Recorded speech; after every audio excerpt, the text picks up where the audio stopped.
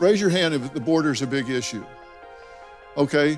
Hi, my name is Shelley. I'm also standing, so. I think, I came into this with an open mind. I really, really wanted Vice President Harris to hit it out of the park. I don't think she did. I guess he didn't do as bad as they thought he did.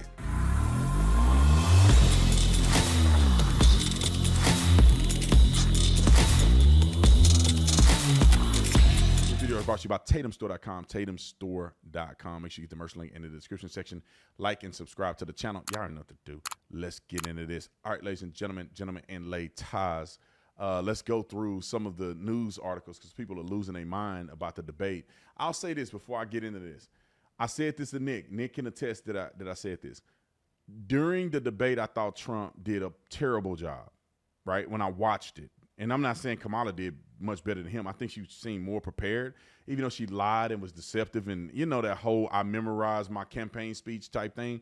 So I didn't think she just killed it. I just think that Trump was just he could have just walked her across the freaking debate stage. I mean, easiest debate victory ever could have been at his hands. The first statement out of the gate when she diverted from saying, "Are you better off now than you were 3 years ago?" He should have said, no, moderators, don't come to me.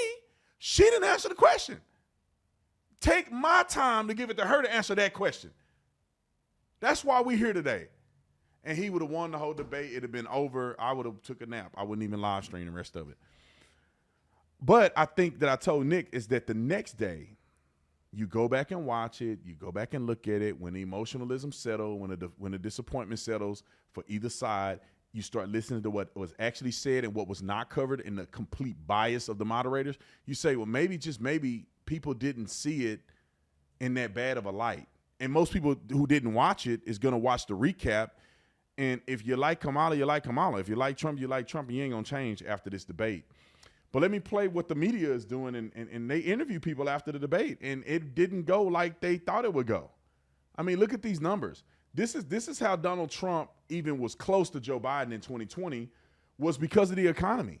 People were fearful because of they were fearful, and the economy was bad for them. And I think they panicked and was like, "Oh, we need to try something different because all of these negative things are happening towards the economy right now," not knowing that Trump would have helped us come out of it, and these dummies would have just came out and went back in it. But look at this. 53% before the debate was the percentage of people that said that who handled the economy better. 50 after the debate, which I thought he did terrible in. After the debate, more people believed in his economic plan, and more people think he did better on the economy. And just the reverse with Kamala, they thought better of her until the debate happened, and it's worse. And she put on her best debate performance ever, known to man.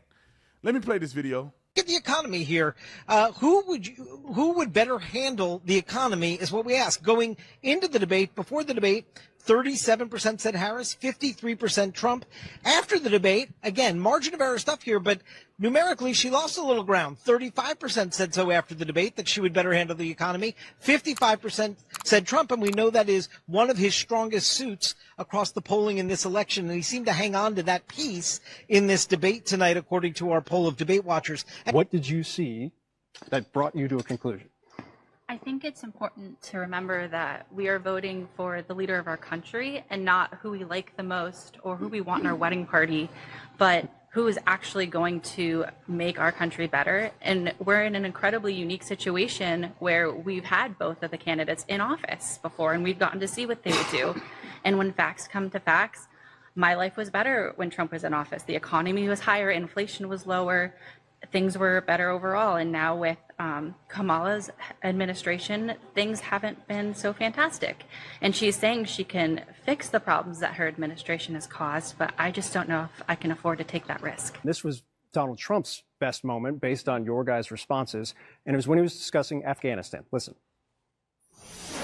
We were getting out. We would have been out faster than them, but we wouldn't have lost the soldiers. We wouldn't have left many Americans behind, and we wouldn't have left $85 billion worth of brand new, beautiful military equipment behind. And just to finish, they blew it. The agreement said you have to do this, and they didn't do it. They didn't do it. The agreement was terminated by us because they didn't do what they were supposed to do.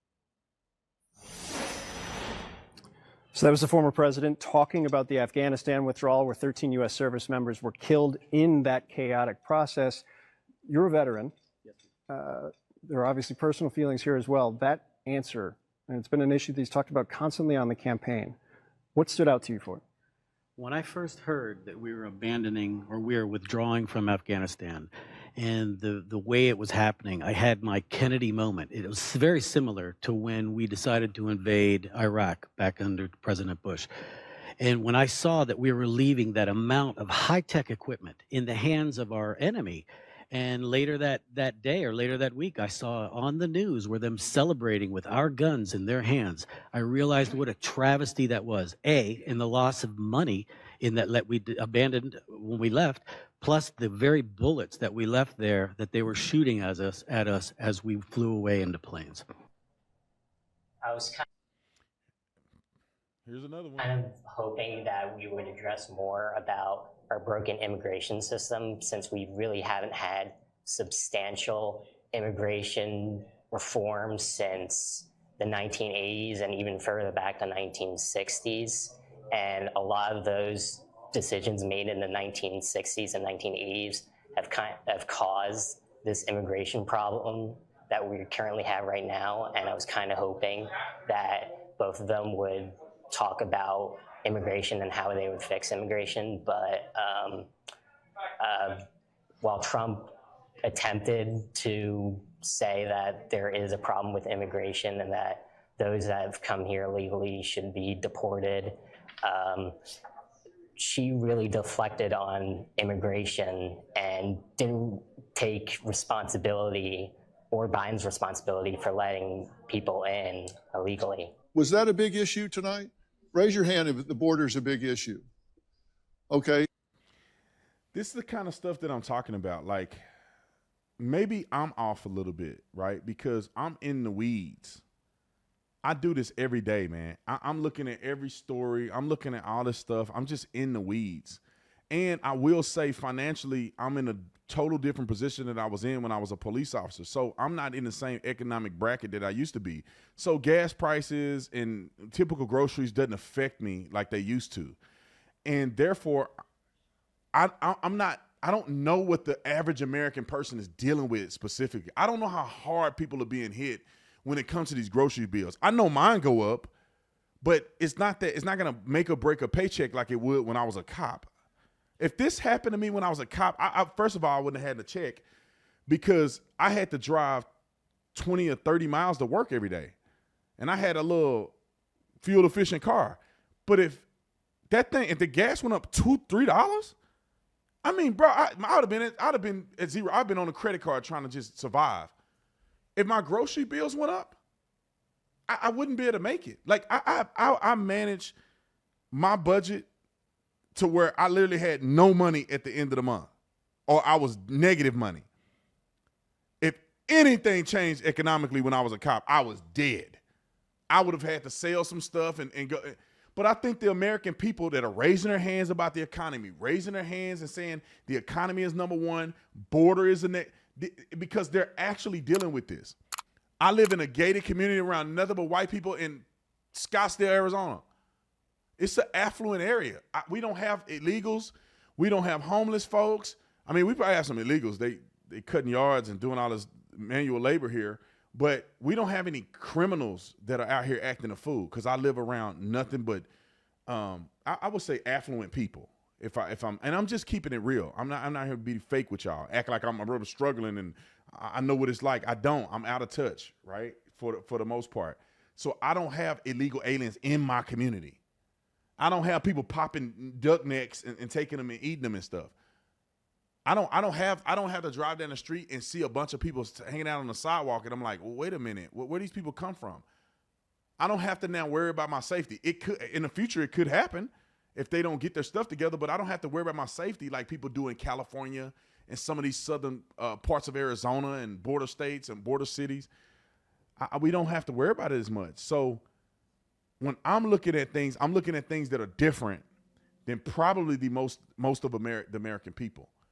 Like the abortion thing bothers me more than the economy does, or not the economy, but more than the border does. But that's not real life for the average American. And this kind of stuff even helps me see that maybe when I think Trump isn't performing well, or I think people are delusional about Kamala Harris, the reality is people are probably not seeing it the way I'm seeing it. Who won the debate about the border tonight? If you think that Kamala Harris had the strongest position on the border tonight, raise your hand. One person. Four of you. Four people. Do you think it's important that we have a secure border? Does everybody agree with that? Do you think we have a secure border?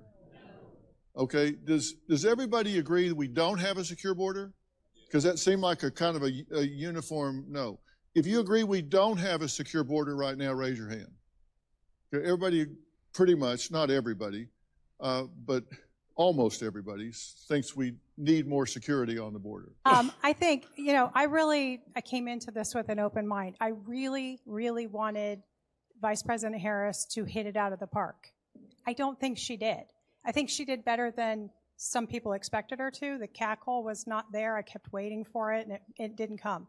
But I still didn't get answers. I didn't get answers to fundamental questions that we need to know as voters. And we just keep getting circled around that. Like what? What did you not get an answer to? Her economic plans. What is an opportunity economy? What does that mean? Who's paying for the tax cuts that she's proposing?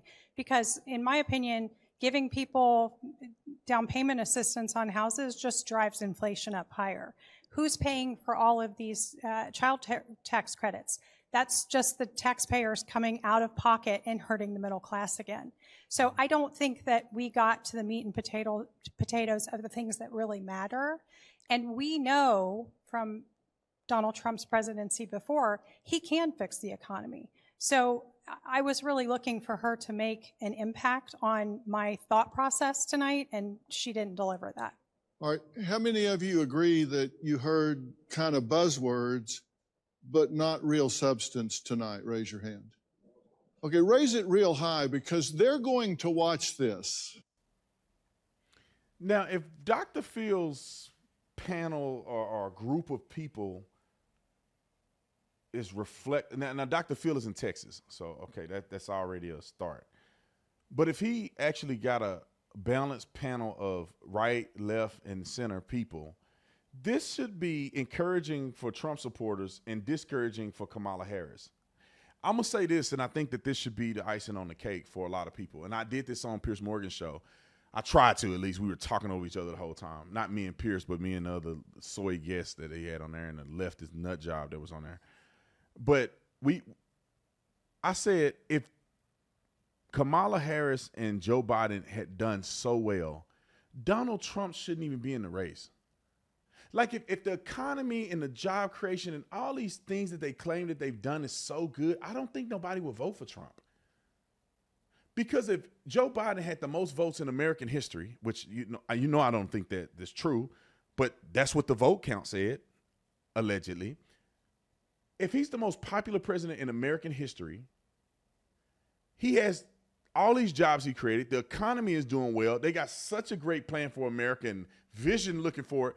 Donald Trump wouldn't have a chance in heck to be the next president. He's indicted every time you look around. Somebody tried to kill him the other day.